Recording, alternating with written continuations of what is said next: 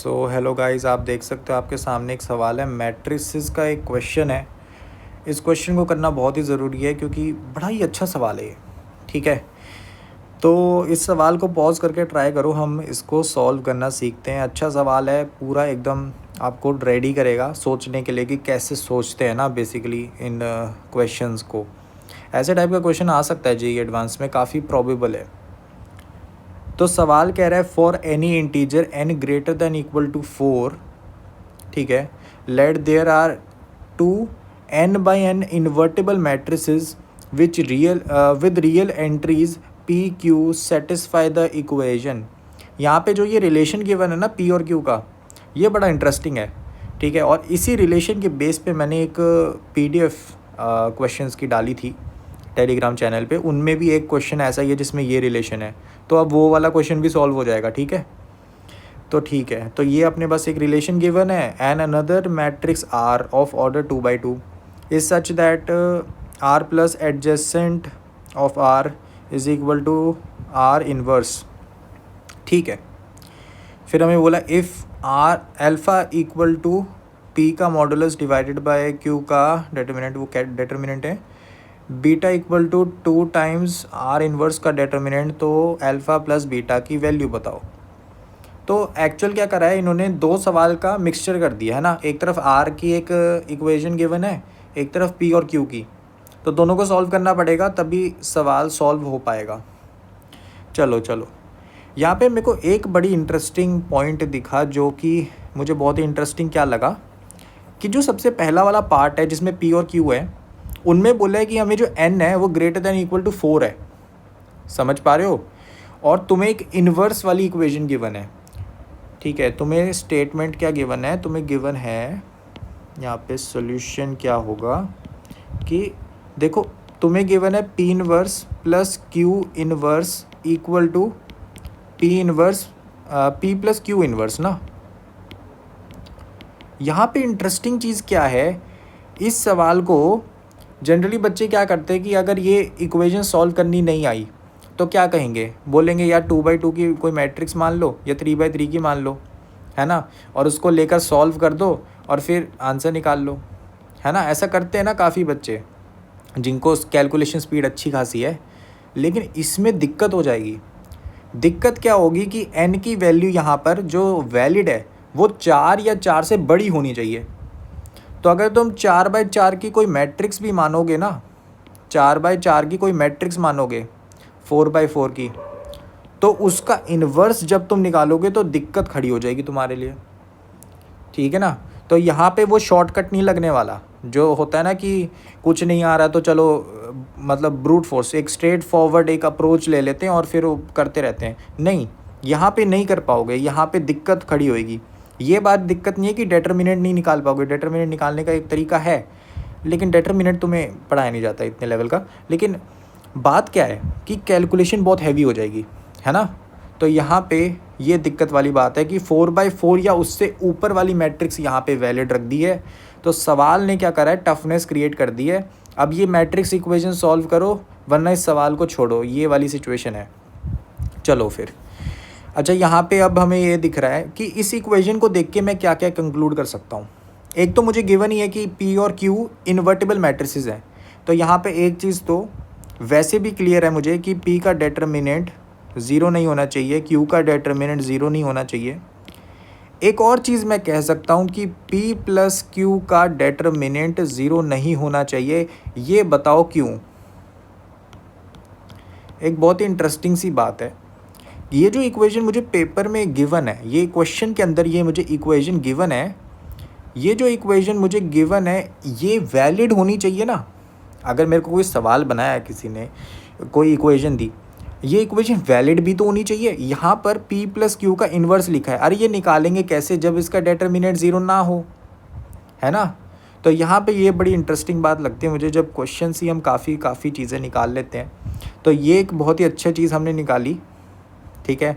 और रीज़न आपको पता लग गया क्यों, क्योंकि हमें इक्वेशन गिवन है क्वेश्चन में, वो इन्वर्स तभी तो निकाल पाएंगे जब डेटर्मिनेंट नॉन ज़ीरो हो, ठीक है ना। तो अपने पास बात आई ये वाली। अब इधर से स्टार्ट करेंगे क्योंकि इन्वर्स है तो इन्वर्स को हटाने की कोशिश करेंगे।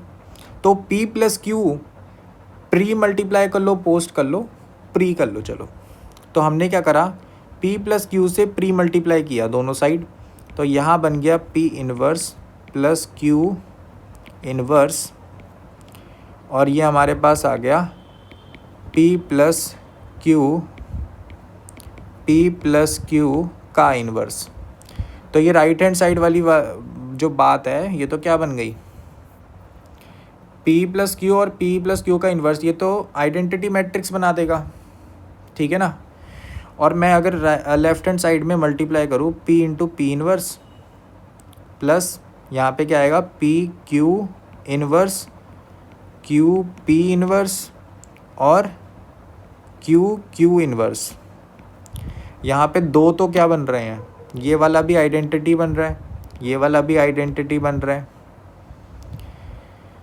ठीक है, क्लियर है।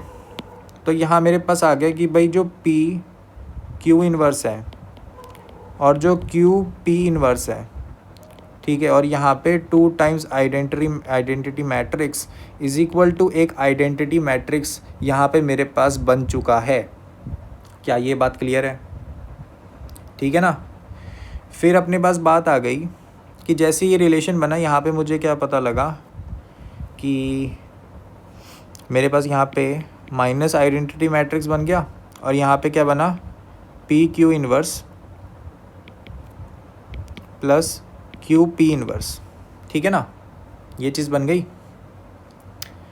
तो ये जैसे मेरे पास एक रिलेशन आ गया है 1, तो यहाँ पे मैं एक चीज़ लेट करना चाहता हूँ जो कि ऑब्ज़र्व करने पे ही पता लगेगी कि देखो P Q इन्वर्स जो है, इसको अगर मैं लेट से कोई A वाली मैट्रिक्स मान लूँ, तो यहाँ से मेरे पास एक चीज़ निकलेगी, जब मैं A का इन्वर्स ढूंढूंगा तो वो मेरे पास Q P इन्वर्स आएगा। क्या ये बात आपको क्लियर है? अगर नहीं क्लियर तो स्टेप बाय स्टेप देखो। A इन्वर्स का मतलब क्या हुआ कि P Q इन्वर्स का इन्वर्स, और जब तुम इन्वर्स अंदर लेके जाओगे तो जो ऑर्डर है मैट्रिसेस का वो रिवर्स हो जाता है, रिवर्स कर दो तो यहाँ पे Q इन्वर्स P और दोनों पे इन्वर्स आ जाएगा, और जब Q के इन्वर्स का इन्वर्स होगा तो वो तो Q बन जाएगा, तो Q P इन्वर्स। तो ये बन गया ना अपना ये राइट हैंड साइड वाला। तो ये इसका डिटेल में बात हो गई। तो जैसे ही मुझे ये पता लग गया तो अपनी जो इक्वेशन है वो क्या बन गई, A प्लस A इन्वर्स, यहाँ पे मेरे पास माइनस I आ चुका है। अब क्योंकि ऑब्वियसली A इन्वर्स मेरे पास है, ये यहाँ पे आ गया A इन्वर्स, तो इसका मतलब A का डेटर्मिनेंट यहाँ पर 0 नहीं होना चाहिए। तो इधर से मेरे पास क्या पता लगा, इधर से मेरे पास पता लगा कि देखो मैं A से प्री मल्टीप्लाई कर सकता हूँ दोनों साइड, है ना। तो यहाँ पे मैंने प्री मल्टीप्लाई किया दोनों साइड, तो मेरे पास आ गया A स्क्वायर, और यहाँ पे ये क्या बनेगा A इंटू A इन्वर्स, और यहाँ पे क्या आएगा माइनस A। तो प्री मल्टीप्लाई कर दिया ना, और ये वाला क्या बन गया I बन गया। तो यहाँ पे मेरे पास इक्वेशन क्या बनी, A square plus A plus I equal to 0। क्या ये इक्वेशन बनती हुई दिख रही है? सो जैसे ही अपने पास ये इक्वेशन बन गई, तो यहाँ पे ये जैसी इक्वेशन बन गई, यहाँ पर एक बहुत ही इंपॉर्टेंट स्टेप करने वाले हम। देखो ये इक्वेशन बन चुकी है, क्या इसको सॉल्व कर सकते हो तुम? बहुत आसानी से कर सकते हो। ध्यान से ऑब्जर्व करने की कोशिश करो कि अगर मैं A मल्टीप्लाई कर दूँ इस पहली इक्वेशन में, तो ये बन जाएगा A cube plus A square plus A equal to 0। क्या ये बात सही है? ठीक है ना। ये हमारी इक्वेशन 2 बन गई। इक्वेशन 1 को 2 में से सब्ट्रैक्ट कर दो तो अपने पास बन जाएगा A cube minus identity matrix equal to 0। क्या ये बात दिख रही है ना? हो गया ना आसान। तो यहाँ पे हमारे पास आ गया A cube equal to identity matrix, तो A का जब डेटर्मिनेंट लूँगा तो उसका क्यूब इक्वल टू 1 आ जाएगा। तो यहाँ से मेरे पास आया A का डेटर्मिनेंट की जो वैल्यू है वो 1 है, और A का डेटर्मिनेंट ही मेरा क्या था, P determinant divided by Q का डेटर्मिनेंट, और यही मेरा अल्फ़ा था। तो अल्फ़ा की वैल्यू 1 आ चुकी है, ठीक है। अब आर वाली जो मैट्रिक्स है उसको देखते हैं ना। आर वाला हमारा 2/2 की है मैट्रिक्स ना, ठीक है 2/2 की है। तो यहाँ पे हमारे पास रिलेशन गिवन है R plus adjoint of R equal to R inverse, ठीक है।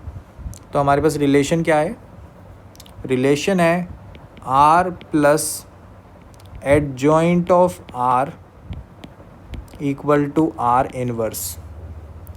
आर का डिटर्मिनेंट ऑब्वियसली ज़ीरो नहीं है, यहाँ से पता लग ही गया। तो आर को हम क्या कर सकते हैं, पहले तो एडजॉइंट को हटाओ यार, एडजॉइंट में हमने काफ़ी मैनिपुलेशंस नहीं किए हैं कभी भी ना। तो एडजॉइंट को हटाने का तो फॉर्मूला क्या था कि देखो भाई जो आर इन्वर्स का फॉर्मूला है वो क्या है, 1/r का डिटर्मिनेंट एडजॉइंट ऑफ आर। क्या बात क्लियर है। तो एडजॉइंट ऑफ आर की वैल्यू क्या आ जाएगी, तो एडजॉइंट ऑफ आर जो है हमारा वो आर का डिटर्मिनेंट इनटू आर इन्वर्स के बराबर है। तो यहाँ पे यही चीज़ पुट कर दो एडजॉइंट ऑफ आर की जगह। तो यहाँ इक्वेशन क्या बन गई, आर प्लस यहाँ पे आर का determinant R inverse equal to R inverse. तो यहाँ पे आर इनवर्स को ग्रुप कर लें। तो यहाँ मेरे पास क्या आ गया, यहाँ मेरे पास आ गया आर का determinant -1 R inverse equal to 0 plus R. तो यहाँ पे हम क्या करेंगे, आर से मल्टीप्लाई कर दो दोनों साइड, आर स्क्वायर प्लस यहाँ पे आर का determinant -1 into R inverse equal to 0।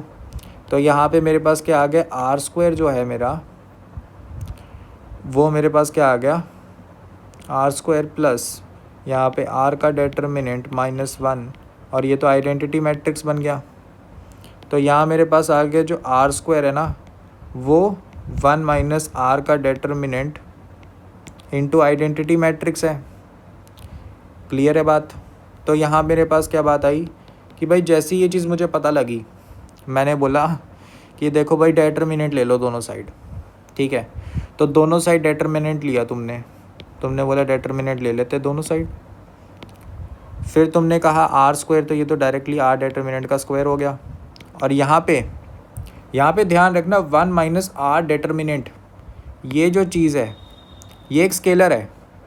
इस 2/2 की जो आइडेंटिटी मैट्रिक्स है उसमें हर एक रो में से, या फिर कॉलम लगा लो, हर एक रो में से 1 minus R determinant common out होगा। तो दो ही तो रो हैं, तो यहाँ से अपने पास आएगा 1 माइनस आर के डिटर्मिनेंट का स्क्वायर। और मेरे पास क्या आएगा कि भाई आइडेंटिटी का डिटर्मिनेंट, ठीक है बात।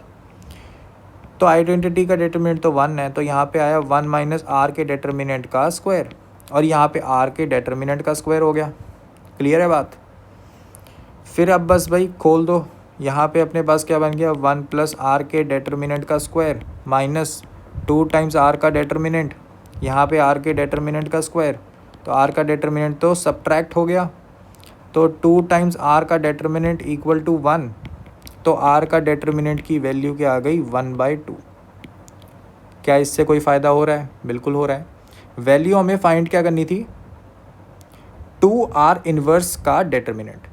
तो हमें बीटा क्या गिवन है, बीटा हमें गिवन है 2 टाइम्स आर इन्वर्स का डिटर्मिनेंट। अब जो आर इन्वर्स है वो कैसी मैट्रिक्स होगी, 2/2 की होगी, क्योंकि आर भी 2/2 की मैट्रिक्स थी। तो हर एक रो में से 2 कॉमन आउट होगा, तो क्या बनेगा 2 स्क्वायर, और फिर आर इन्वर्स का डिटर्मिनेंट, आर इन्वर्स का डिटर्मिनेंट 1/r के डिटर्मिनेंट के बराबर होता है, तो 2 स्क्वायर डिवाइडेड बाय आर का डिटर्मिनेंट। तो यहाँ पे अपने पास क्या गया, आर के डिटर्मिनेंट की वैल्यू 1/2 है, तो ये क्या बन गया 2 क्यूब, जो कि वैल्यू क्या आ गई 8। तो बीटा की वैल्यू 8 आ गई, ठीक है। हमें फाइंड क्या करना था, हमें फाइंड करना था अल्फ़ा प्लस बीटा। तो अल्फ़ा प्लस बीटा 8 + 1 9 आ गया आंसर। क्लियर है। तो बहुत ही अच्छा सवाल है, बहुत अच्छा सवाल है। यहाँ पर ना जनरली क्या होता है कि बच्चे जब इस स्टेप पे आते हैं, इस वाले स्टेप पे, तो वो इस पे ही पॉज कर जाते हैं और सोचने लगते हैं कि क्या करें। यहाँ पे ये जो स्टेप हमने लिया यहाँ से यहाँ, ये बड़ा इम्पॉर्टेंट है। हमने ए से मल्टीप्लाई किया, ठीक है, और आराम से सॉल्व कर दिया बहुत ही ईज़िली। ए से मल्टीप्लाई भी हम आराम से कर सकते हैं क्योंकि वो नॉन ज़ीरो है, ठीक है। ए का एक नल मैट्रिक्स नहीं है, ये तो बताइए हमें। तो ये अपने पास आ गया, ठीक है। सो आई होप सो कि तुम्हें क्लियर होगा ये पूरा सिनेरियो कैसे हमने सॉल्व किया है मैट्रिक्स इक्वेशंस को। यहाँ पे हमने कहीं पे भी जो मैट्रिक्स को लेट करने वाली चीज़ होती है वो यूज़ नहीं की। वैसे तो तुम कर सकते हो, अगर देखो कुछ नहीं हो रहा सवाल में तो फिर कर सकते हो, लेकिन यहाँ पे जो सवाल था वो स्पेसिफिकली यहाँ पर तुम देख सकते हो तुम्हें मना कर रहा था ये सब करने के लिए ना। तो आई होप सो कि ये क्वेश्चन क्लियर होगा, और मिलते हैं और अच्छे क्वेश्चंस के साथ।